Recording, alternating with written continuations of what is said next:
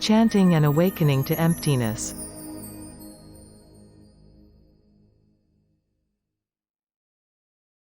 Hello, everyone. Hello, Master. About our chanting, I have some reminders. You told me you couldn't focus on chanting. Your minds wandered off while chanting. After listening to my teachings, I hope you'll be able to calm your mind and focus. The calmer you are, the easier it is to solve problems. Wise teachers from the past such as Mo Su, Chuang Tzu and Sakamuni all said similar things. Calm yourself down in times of chaos. Compose yourself when the world is in disorder. Only the calm ones can survive in times of chaos.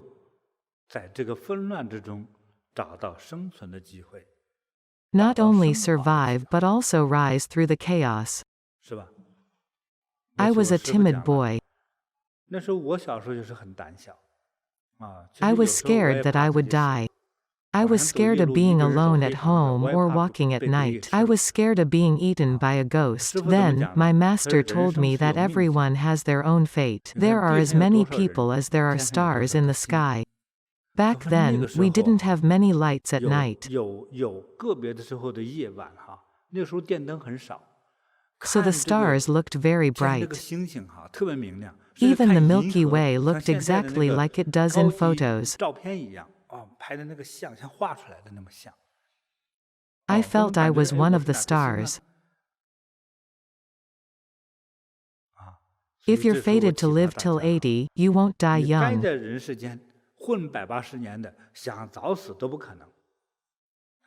It's your destiny. You won't die before accomplishing what you're fated to do. Think this way. Human bodies are composed of millions of microorganisms.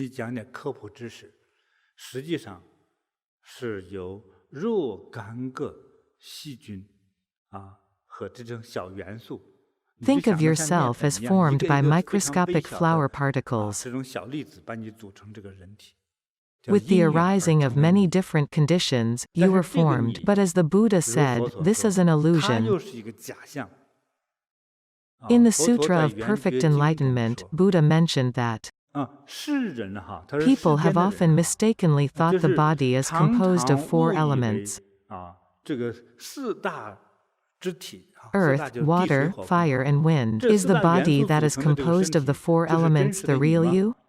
No, you have it mixed up. Different causes and conditions brought you to life. Your physical body is borrowed. It's not the real you. An illness resides in the physical body. The body is not the real you. Severe illnesses are due to the arising of conditions, fatal ones even more so. It could be a car accident, or a surgery failure, etc. When you're in a comatose state, your soul leaves your body. Then you'll realize your spirit actually floats in the air. When you look at your body, you feel like it doesn't belong to you. It is not related to you at all. That's how you will feel. I felt like that when I was little. My body was borrowed. My body was just like a photo or a leather sack. It was an illusion formed by different conditions and causes. It's not real. When looking at our physical body, think of my master's teachings. One of the stars in the Milky Way represents you. I expanded my imagination later. All stars in the Milky Way represent my entire body. But all these stars are borrowed. It's similar to drawing myself using beach sand. The drawing is an outline of me. But none of the sand particles are me. The drawing is due to the arising of conditions. So if you want to enter the chanting state of all 4 elements are void, let go of the 4 elements, earth, water, fire and wind. Let go of your body before thinking anything. Let the four elements become void. All four elements are emptiness. Originally, they don't belong to me. Why do you consider them yours? That reminds me of people saying, they have lower back pain or painful fingers. Then the pain is gone after a while. The body doesn't belong to you. The pain is only an illusion. While I'm speaking, your pain is disappearing. You may close your eyes and try to locate the pain. You can't because it's gone. That's what it's like. For serious situations, to diagnose cancer or a tumor, the doctor would use a laser scan to find the diseased area. It's the same. After you've truly emptied your mind, 2 days later, the tumor might even disappear. It may seem strange. Some had lumps or warts on their skin.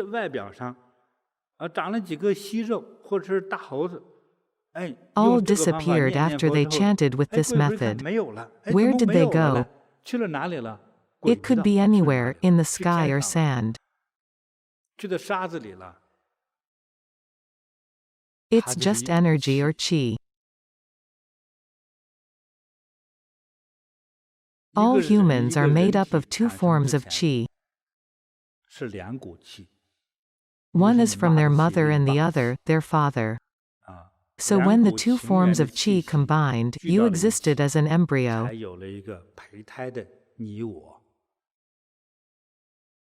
This qi will absorb nutrients through your mother's body to form you.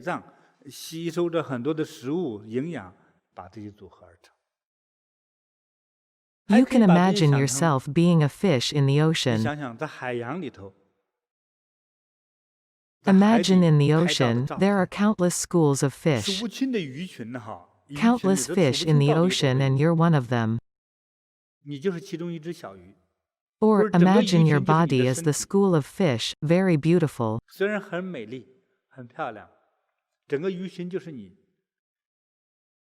With today's advanced medical technology, if 1 or 2 fish are sick, replacing them makes you healthy again.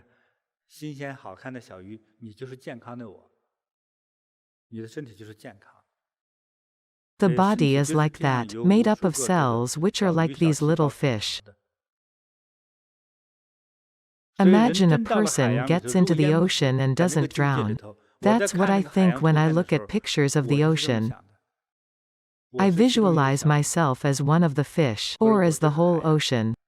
All fish are merely my cells. That's the state of all life forms. Sounds exaggerated? Not at all.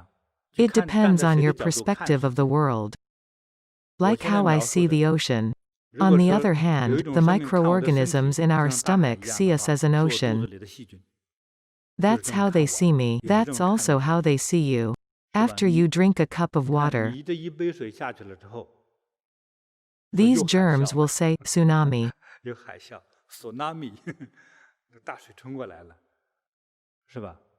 When you sneeze, the germs inside your nose will be sprayed out,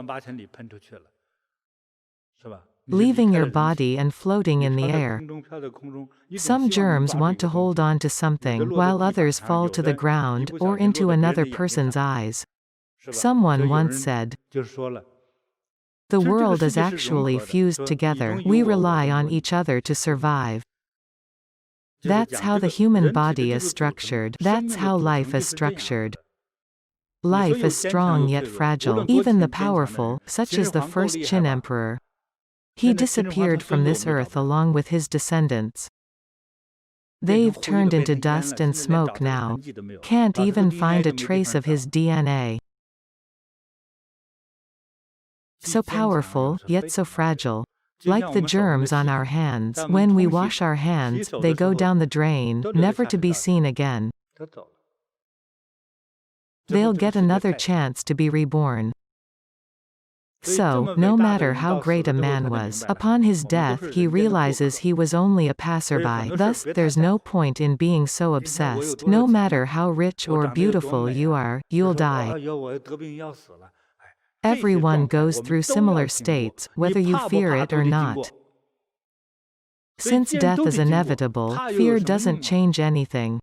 We can chant to be reborn in a better environment. We sure hope not to be reborn in the gutters, but in brightly illuminated, peaceful, beautiful places. Places where the air is fresh and sweet. No bullies, no beatings, no scoldings. How wonderful the place is. I hope your visualization can keep up with my words. Visualize you've arrived at the Eastern Pure Land. Everything is transparent there. You become transparent too, upon arriving there. You no longer feel hunger, anger or pain.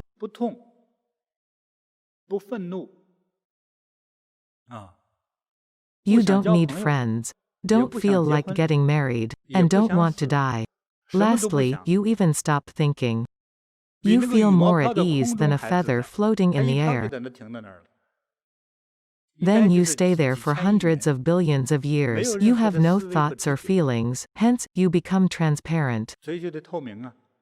Any arising thought takes away your transparency. Like a super-sensitive vacuum tube, any signal will generate color. Then you won't belong to the Pure Land. The Pure Land can turn all greedy beings transparent. It's like a bleaching machine that cleanses everything inside. Once in there, it makes you transparent. This is the main difference between the mortal realm and the Eastern Pure Land. The mortal realm is filled with greed, because people always have wants.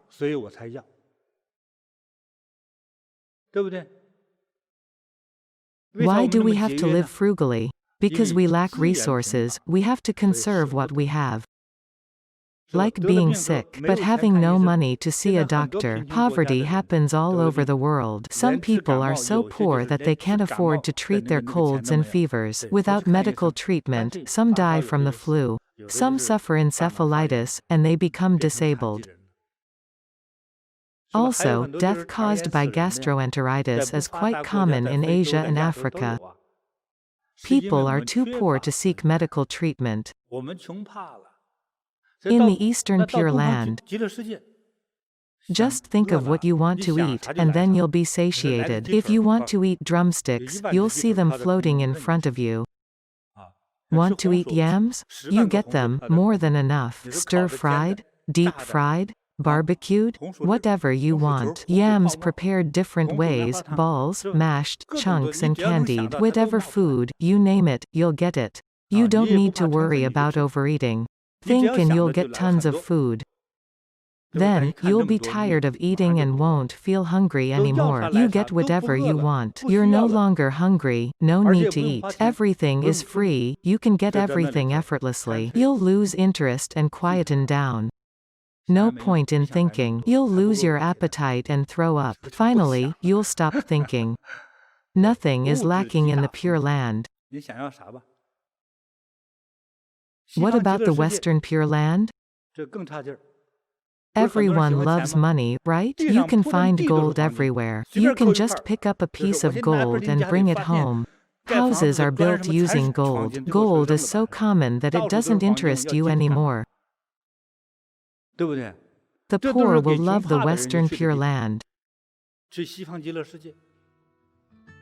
Understand? You seem confused.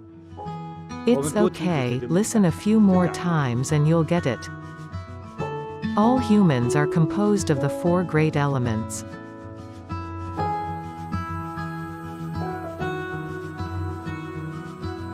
Earth, water, fire and wind, with the arising of the right conditions.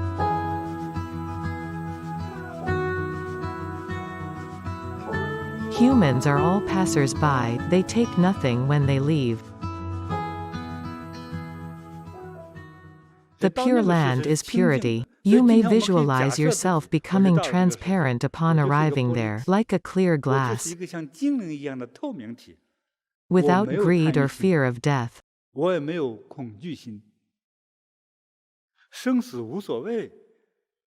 Tell yourself that everyone dies, and then you'll be at ease. In meditation, there's a term, light tranquil state. What's the meaning of light tranquil state? In that state, you speak gently, since there's no conflict or quarrel with others. You are at ease, and as light as a floating feather.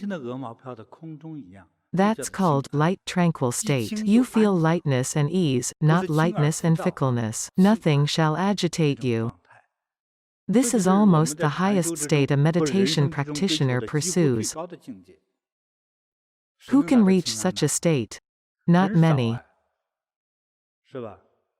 Many of us are still troubled by our rent, our children's school fees, and our parents' medical bills. Some are worried about their son who still has no girlfriend. It's not easy to be in light tranquility with such worries and stress. As people age, they hunch over more. Their head doesn't seem to be on their neck, it's in their chest. They bend their back like this. They carry mountains of worries. Being a parent is really stressful. Even single people hunch due to the stress of life.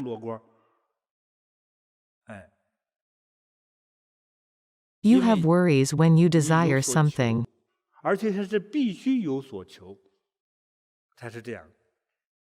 Therefore, all guide you to live at ease while having desires.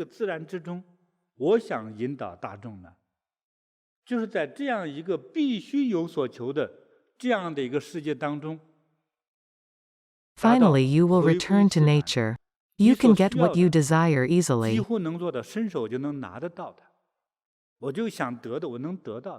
And let go of what you don't want. For professionals, this is a great skill, right? We'll learn this skill. Learn to be adaptable. Whenever you're in a new environment, find an easeful place where you're able to make a living. I guess this is the first time I've talked about being adaptable. This is what I've learned from experience and I've been using it till now. The key is to understand that everything happens for a reason. With the arising of different conditions, remember the sand painting analogy I referred to earlier. Understand that with the arising of conditions, we've got our human body. This is irreversible. So you need to understand this process of the arising and disappearing of conditions. Thus, fear doesn't change anything. Be brave enough to think and do what you should.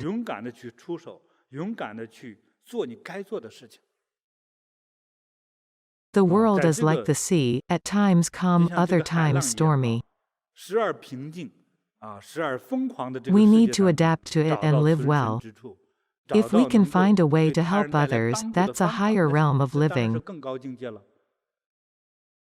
The opportunity will come.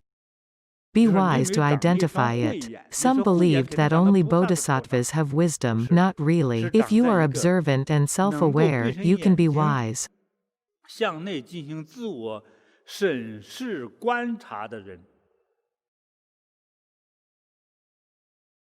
Sakyamuni Buddha mentioned this in the Heart Sutra.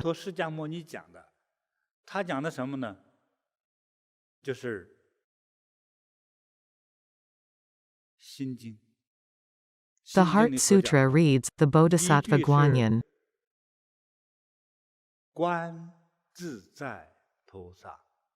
Here, the word guan is used. Guan means seeing, as if eyes are used.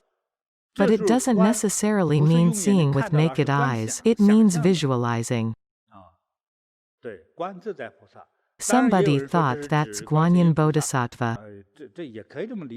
It's normal to associate wisdom with Guanyin Bodhisattva. But I believe Buddha saves all sentient beings. We can have a different interpretation. You can think that you're Guanyin Bodhisattva. Visualize yourself being a self-cultivator. So, this practitioner sees total emptiness in his visualization. Next, what does form mean? I prefer to interpret it as everything our senses pick up. It's a tangible substance which you can see and touch. Sensations mean human feelings that can be expressed. I believe that this is a teaching from the Buddha to the lay public. Think means all human thoughts. To have wisdom, then let go of what you see, hear and feel.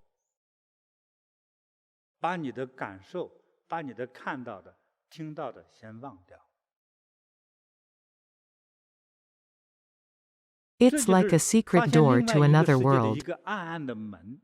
Say, we came to a mountain, and we heard there was a cave with lots of treasure. To prevent people from finding it, someone built a secret door.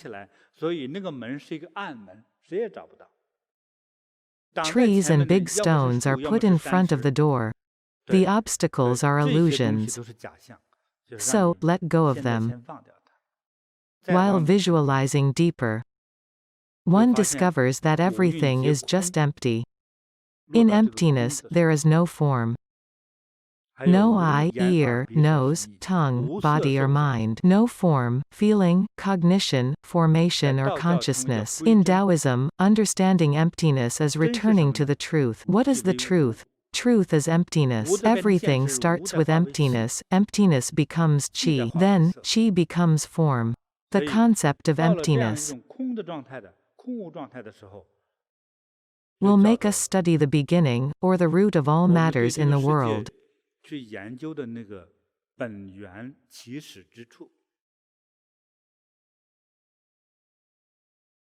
This beginning is related to every human.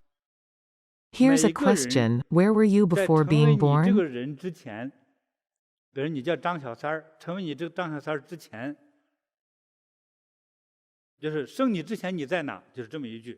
Most will answer they were in their mother's belly. What about before you were formed? What state were you in? Let me tell you, you were non-existent, or empty. In Journey to the West, the Monkey King is called Wu Kong, which means awakened to emptiness. The third disciple is called Wu Jing, which means awakened to purity. These Dharma names show the difference between their mental states. The ultimate truth lies in emptiness. The intuition lies in emptiness. I'm saying this because I want you to be in the light tranquil state. The truth is, none of us existed to begin with.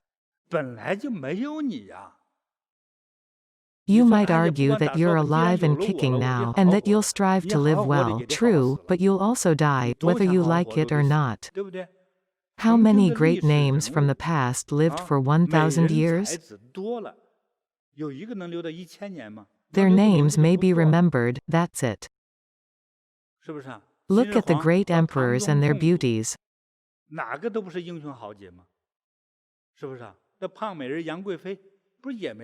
Where are they now? They don't exist anymore.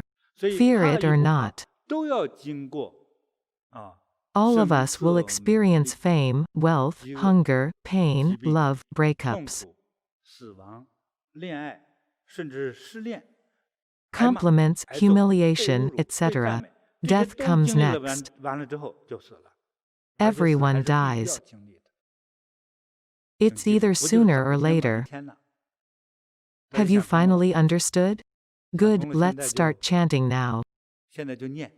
Now's not the time to die. The more you fear it, the easier it comes. After realizing that, we understand we are from this world, and that prior to that we were non-existent. We should live our lives to the fullest. Because 100 years from now, you won't exist anymore. If you still exist, you're probably not human. Maybe you're floating in the air, flapping your wings and looking from above. That will be the you after 100 years. You existed as a passerby, that's it.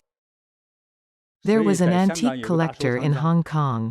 His father was rich from his days as a salt merchant and banker. After the war broke out, he shipped all of the antiques from Shanghai to Hong Kong.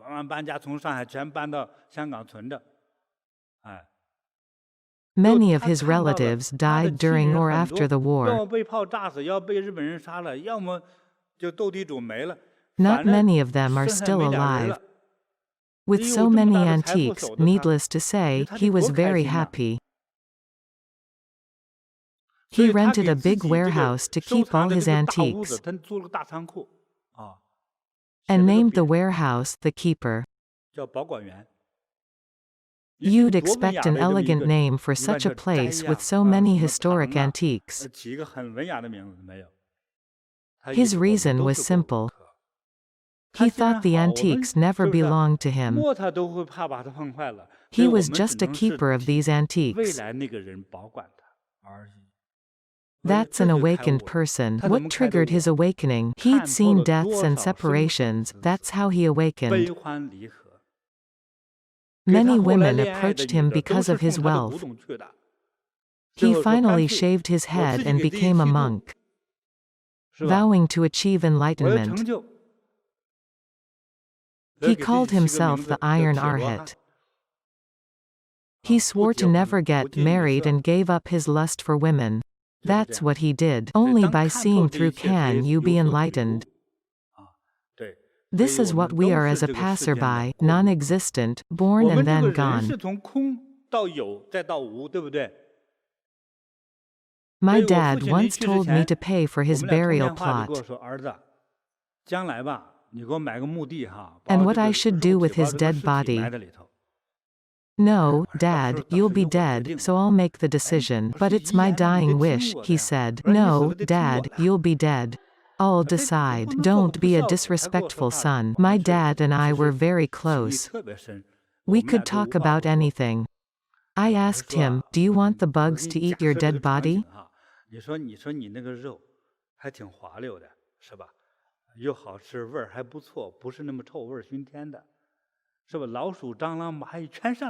He told me that was scary and he didn't want that. So I suggested cremation. Does it hurt? He asked. Nope, when you're dead, there's no pain. I know, but that's still scary, he said. Trust me, if you feel pain, we'll take you out.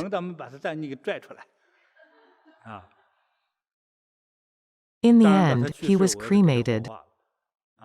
The truth is that we feel nothing when we die. That's the truth. We have no feeling then. When we're able to feel, we get all petty and obsessed. When we can't feel, or we're dying, we care for nothing. Our existences are governed by the arising of different conditions. Wisdom comes with an awakening to emptiness.